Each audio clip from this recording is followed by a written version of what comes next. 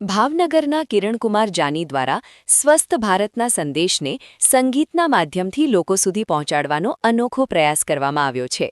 ભારત સરકાર અને વડાપ્રધાનના જનકલ્યાણ અને સ્વાસ્થ્ય સમૃદ્ધિના ઉદ્દેશ્યને સાકાર કરતો મિલેટ મહોત્સવ 2026 તાજેતરમાં ઉજવાયો હતો.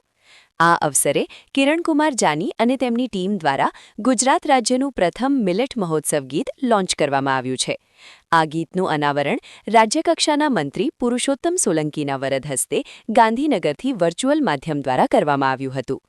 આ ગીતમાં મિલેટ ધાન્યના આરોગ્યલક્ષી ફાયદાઓને સરળ અને અસરકારક રીતે રજૂ કરવામાં આવ્યા છે.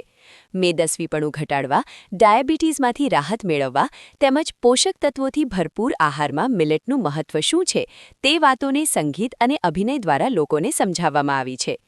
ગીતમાં કિરણકુમાર જાની પોતે અભિનય કરી લોકોને પ્રેરિત કરે છે. સાથે જ ગુજરાતી ફિલ્મના કલાકારો અને 3 કોરસ સિંગર્સ દ્વારા પણ ગીતને વધુ જીવંત બનાવવામાં આવ્યું છે. આ પહેલ દ્વારા આરોગ્યપ્રદ જીવનશૈલી તરફ લોકોનું વલણ વધે અને મિલેટના ઉપયોગને પ્રોત્સાહન મળે તેવો મુખ્ય હેતુ વ્યક્ત કરવામાં આવ્યો છે. મારું નામ કિરણકુમાર જાની છે. હું કલાકાર છું અહીંયા ભાવનગરનો. ભારત સરકાર અને માનનીય વડાપ્રધાન નરેન્દ્રભાઈ મોદી એના જનકલ્યાણ અને સ્વાસ્થ્ય સમૃદ્ધિના ઉદ્દેશને સાકાર કરતો મિલેટ મહોત્સવ 2026 તાજેતરમાં જ છે તે ઉજવાયો છે. ત્યારે મારા દ્વારા અને અમારી ટીમ દ્વારા જે છે મિલેટ મહોત્સવ નામનું ગુજરાત રાજ્યનું ઇતિહાસનું પ્રથમ એવું મિલેટ મહોત્સવ નામનું ગીતનું જે છે તે લોન્ચ કરવામાં આવ્યું છે. અને તેનું અનાવરણ જે છે માનનીય રાજ્ય કક્ષાના મંત્રી શ્રી પુરુષોત્તમભાઈ સોલંકીના વરદ હસ્તે ગાંધીનગર વર્ચ્યુઅલ માધ્યમથી જે કરવામાં આવે છે. આ તબક્કે તેમનો ખૂબ ખૂબ આભાર વ્યક્ત કરું છું.